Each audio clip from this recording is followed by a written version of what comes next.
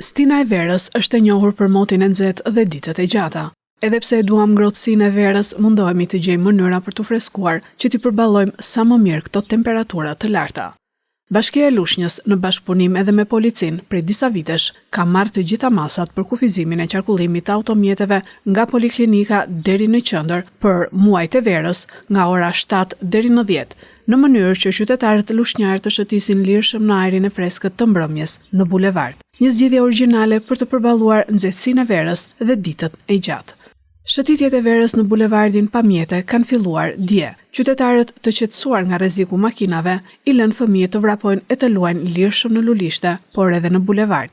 Shëtitja e mbrëmjes është edhe një vend takim ku qytetarët takohen me njëri tjetrin, pasi aktivitetet e shumta të ditës i mbajnë larg shoqërisë.